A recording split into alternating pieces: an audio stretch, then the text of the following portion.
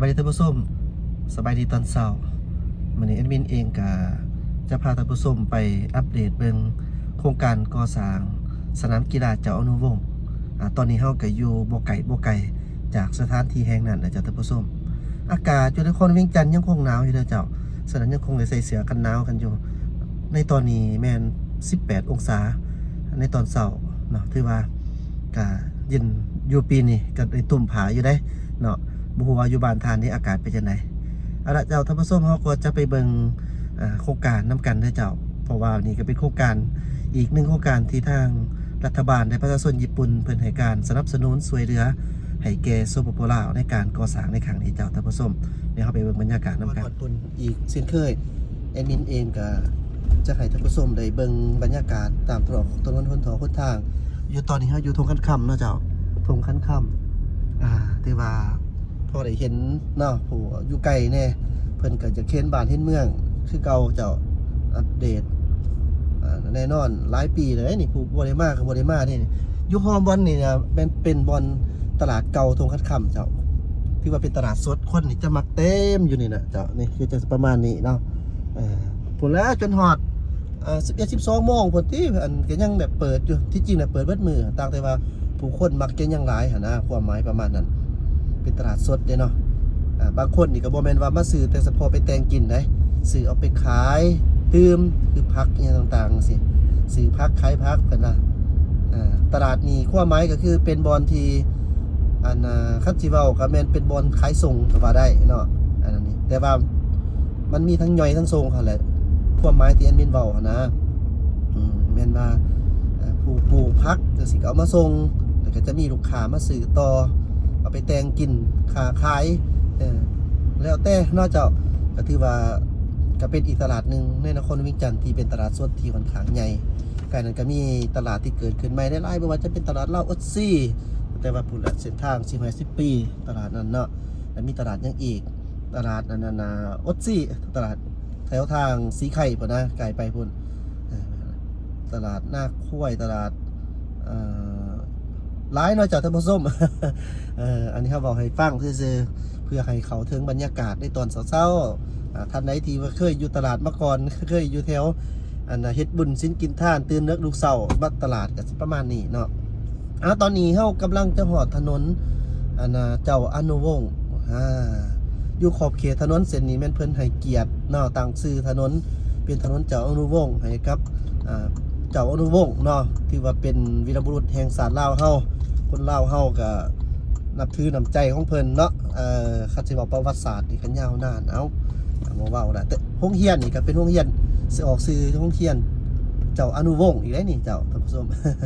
นี่ที่ว่าโอ้เนาะก็อยู่ในตัวเมืองหั่นแหละอยู่ในตัวเมืองนี่ไอ้น้องนี่นะเห็นอยู่นี่มันกรรมกรบอลเฮ็ดสนามกีฬาได้นี่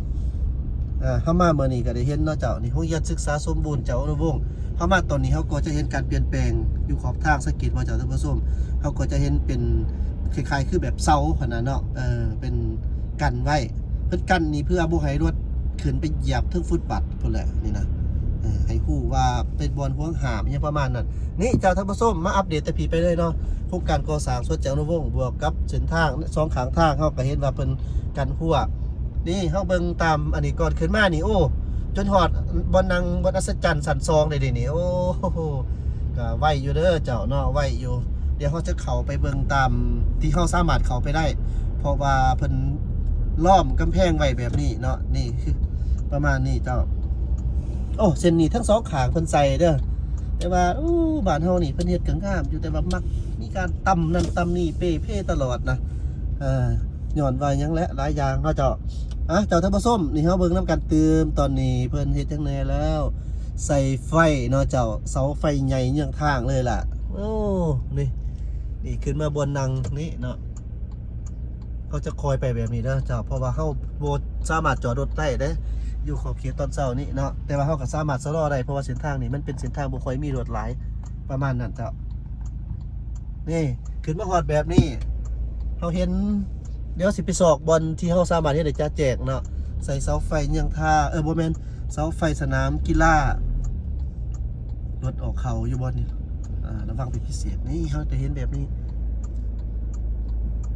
บนประตูโค้งโอ้คักนี่เจ้าท่านผู้ชมน้อยหนึ่งซื่อๆเนาะอ๋อดิประมาณนี้นะเจ้า เขาจอดบนบ่ได้ไอ้หนอก็เฮ็ดเบียกนี่เนาะตื่นทั้งลูกสาวเฮ็ดเบียกแท็กซี่มาจากเจ้าแมนเนาะเจ้าหนุ่มญี่ปุ่นอันนี้เป็นกระสิบจอดได้นี่โอเคเฮามาอ้อมหอบสนามกีฬาขึ้นหอดสันซองไปที่เหียบห้อยแล้วหอดสันซองไปที่เหียบห้อยแล้วตอนนี้เฮาก็จะออกไปถนนเกาะลืมซื้อทางโล่งนี่นะทางคืนสนับโอ้งามอยู่ที่ไปกระเฮ็ดงามแต้มสีระบายสีงามหลายจุดขอบเขตนี่มันเป็นแถวทางสีมาสีหอมนี่นะเจ้าโอเคมันมีบอลหนึ่งเนาะที่ว่าเฮาสามารถที่จะซองเห็นได้นะเจ้าท่านผู้ชมสุดก่อนเฮาก็เคยไปซองมาสุดนี้เฮาก็จะไปอีกเนาะน่าจะได้เห็นชัดเจนกว่าเก่านี่มาซ้ำหอดบอลเฮาไปเนาะใกล้ๆแค่นี้แหละเฮาเห็นว่าเป็นขีดเส้นแต้มเส้นเป็นบอลจอดรถเบิดเนาะนี่บอลรถมีบอลจอดรถก็มีเป็นซองเป็นบล็อกฉะนั้นมันไปจอดก็ขอให้จอดในอ้อมขอบเขตที่เพิ่นได้กำหนดไว้เด้อเจ้านี่เฮามาแต่ละเทื่อส่วนก่อนเฮาก็มาเห็นแบบว่าเพิ่นได้มีการขอจอดก่อนแป๊บนึงนี่มันเป็นบล็อกเพิ่นให้จอดเป็นบล็อกโอ้แต้มนี่งามเด้อเจ้าเพิ่นเฮ็ดงามเนาะระบายเป็นสีนำเป็นลูกศรตอนนี้เฮามาอยู่ที่ทางเบืองหลังเบืองขางทางสนามกีฬาเจ้าอนุวงศ์ท่านผู้ชมก็เห็นว่าเขาจะเห็นว่ามันมีสันซองโผล่ขึ้นเนาะโผล่ขึ้นไปที่เฉียบห้อยแล้วอยู่นี่ก็ไม่เป็นสนามกีฬาได้นี่เจ้าเทนนิสแมนแท้กีฬาเทนนิสตรงไหนเขาจะมาเบิ่งโครงการสไตล์แอดมินกับสิประมาณนี้เนาะเจ้าสนามกีฬาเจ้าอนุวงศ์นี่สันซองหิบห้อยได้เลยนี่ขึ้นมาโอ้นี่เนาะเป็นวินมักจะมาอัปเดตให้ท่านผู้ชมได้เบิ่งตับอิดเข้ามาสันหนึ่งเดี๋ยวนี้เขาเห็นสันซองขึ้นมา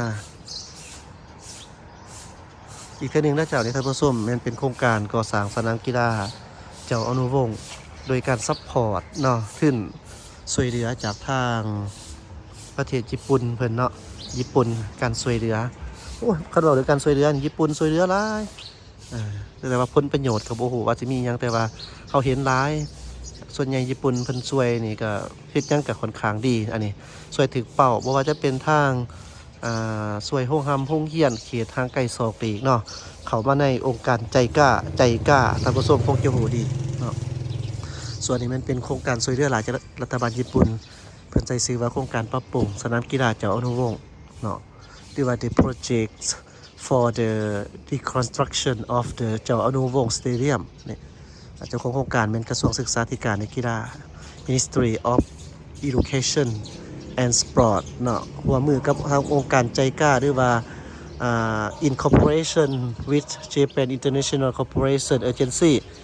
ที่ปรึกษาโครงการแมนบริษัทที่ปรึกษาหัวมือระหว่างอาซุสะเซเกะนะครับโกกุไซโคเกียว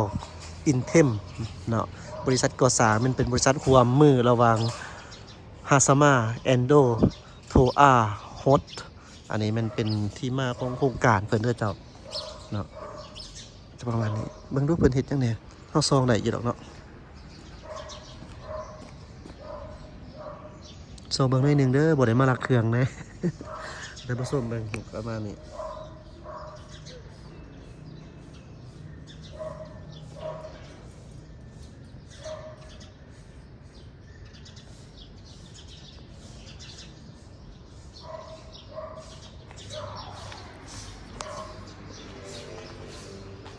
เอาเนาะเจะหน่อยจบมองได้เขาสิว่ามาลักเครื่องเขาแต่ผสมเห็นโดยสิประมาณนี้เนาะในการก่อสร้างเขาไปทางในบ่ได้เขาก็จะให้เบิ่งอยู่เบื้องนอกแบบนี้ก็จะท่านผู้ชมก็คงจะ เข้าใจได้ก็จะเห็นได้แน่ได้ละประมาณนี้เด้อเจ้าประมาณนี้เขาจะบ่จอบมองไรกว่านี้เนาะรู้สึกนะอายเขาเจ้า